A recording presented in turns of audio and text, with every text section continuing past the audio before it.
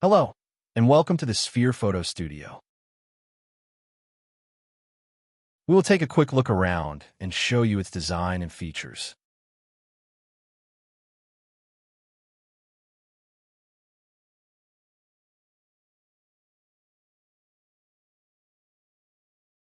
Here you can see the controls at the front of the studio.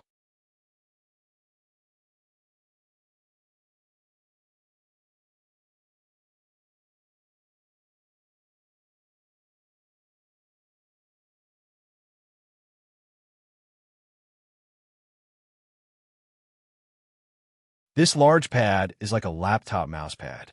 Left-click and hold your mouse button and drag your cursor across the pad to move up and down or rotate on the spot or to move around on the studio as shown.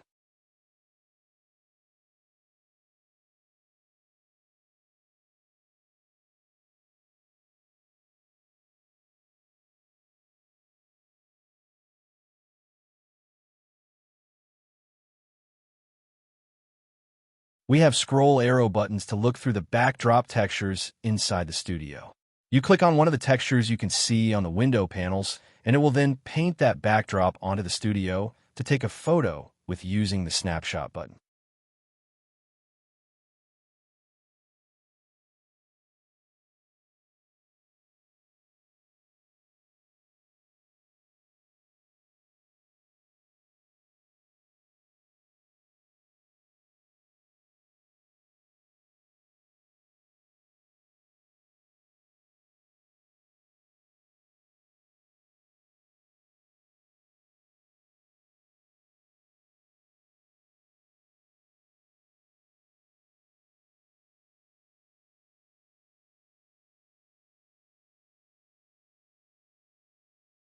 Here we can change poses by clicking the pose, scroll, arrow buttons. We can also click the Skip 5 button to look through the poses further in the studio inventory. You click the Skip 5 button again to remove it to look through one by one.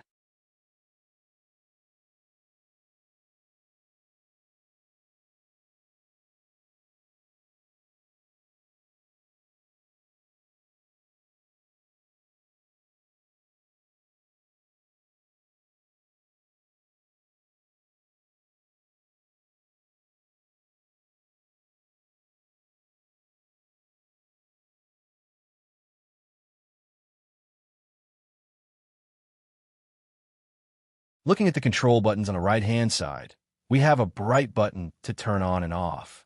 If I go to Environment and select Midnight, it will give a more noticeable effect on the studio backdrop.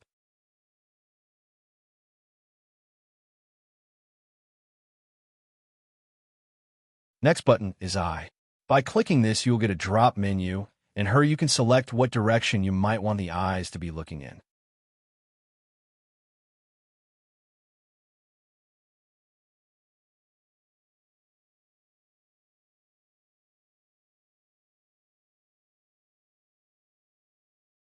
Then we have a Reset button. This resets the studio back to its basic formation to start again and removes the texture to white. You can then go and start to use the studio again from its start position and select any textures to begin your photography photo shoots.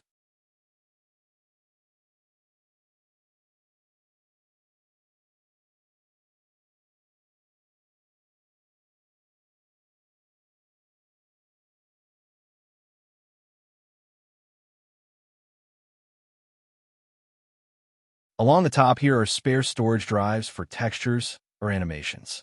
So if you want specific backdrops or animations kept separate from the ones in the main content tab, you can keep them here. You can add textures that must be full perm.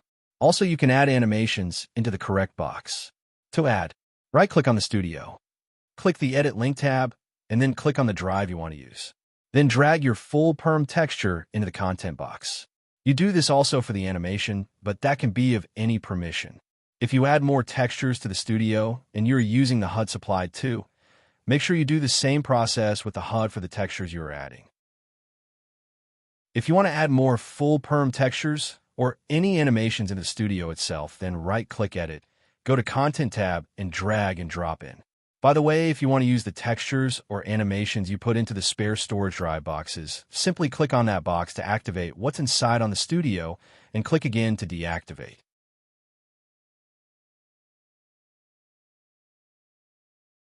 The next and previous buttons. So if a second avatar joins the Studio, or maybe a third or fourth or more, then we use these buttons to control who will be active.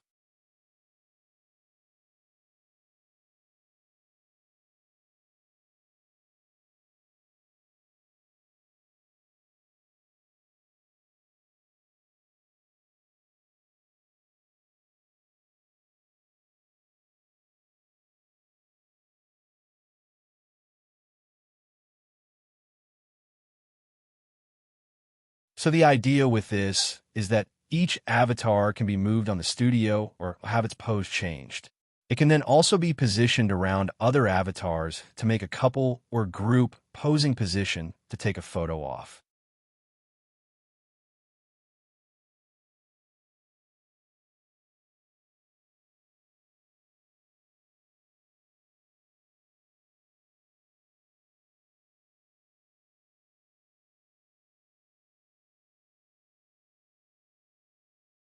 So click the next or previous button to select the next avatar and move them or change the pose to make a new pose design together.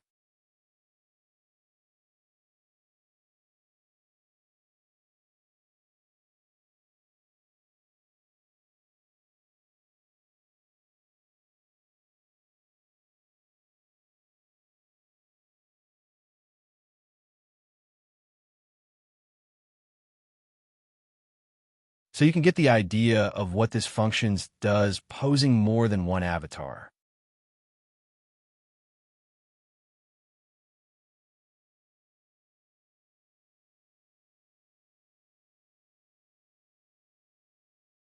Now we have a box here to activate a drop menu with various functions.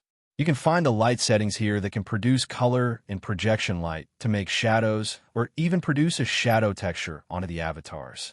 Turn the bright button off to use this. So click Turn the Light on from the menu to start the ball rolling. There's a light settings menu where you can select options to make the size bigger or smaller and to set the light's objectives with intensity, drop off, radius. These buttons are really all trial and error to experiment with the light to find the best objective you want with the light and shadows. The plus and minus values represent the strength of that option.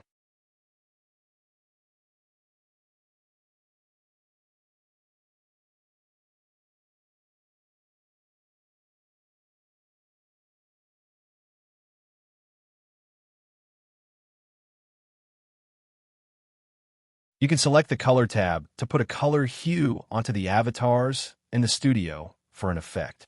Choose a color from the drop menu.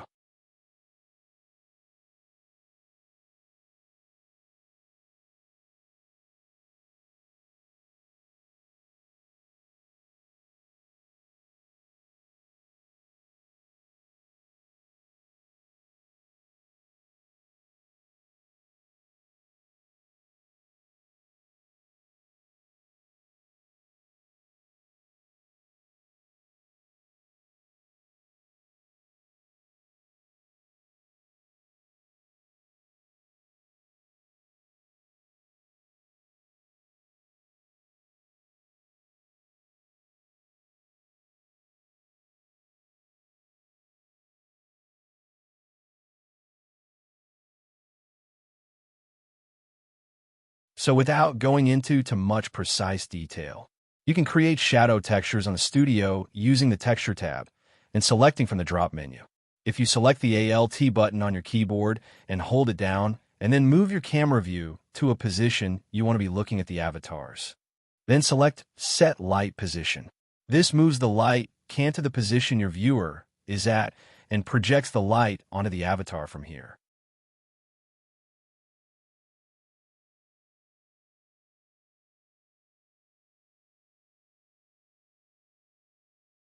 So wherever you move your camera view and then select the Set Light Position, the projection light will cast from this position you chose.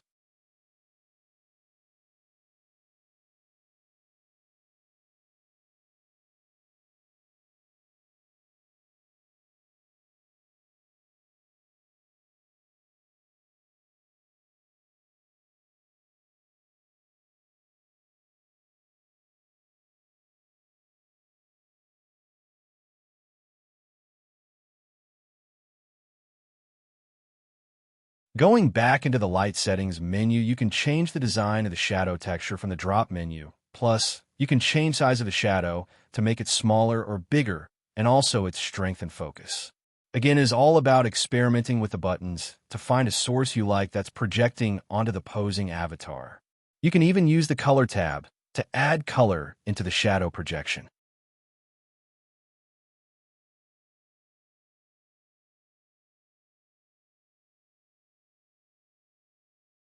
The light projector can get in the way of a photo shot, so don't forget to hide it from the drop menu.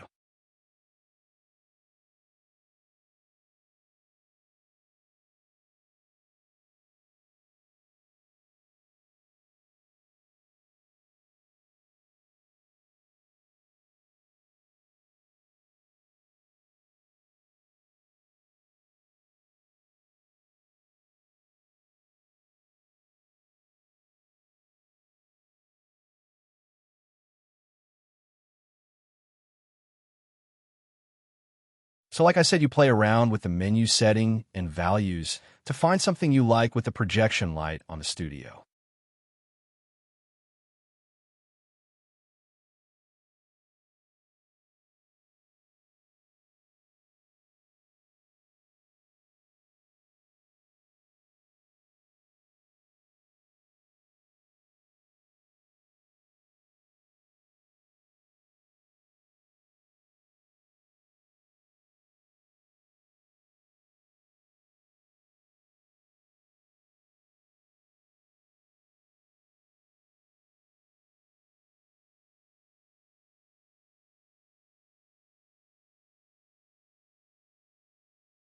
If I click Reset Tab button in the menu, it will erase the shadow texture that's present and also set the light projector back to its start position. It will go to a basic plain shadow projection and leave the studio as its default start light setting. From here, you can go back into the menu to start again.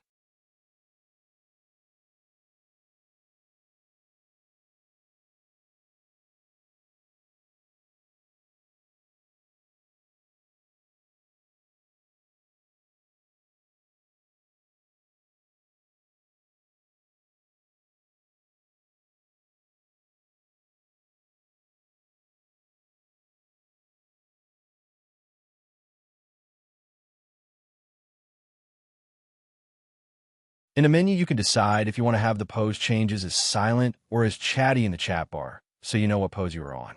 You can also reset the avatar to the default position in the menu. The menu button also brings up the light setting tabs. Also, as you can notice, so you have two options, the shadow box or menu tab.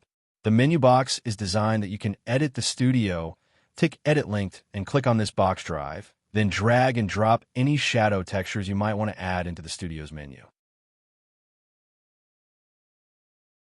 Using the reset, I can send the active avatar back to the center of the studio.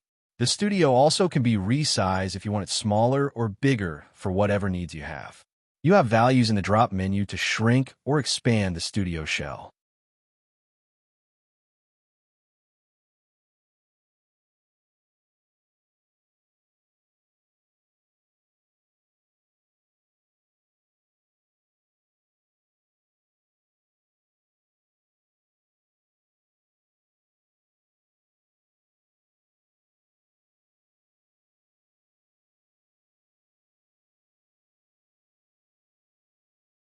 The reset button in this menu can return the size of the shell back to its original position.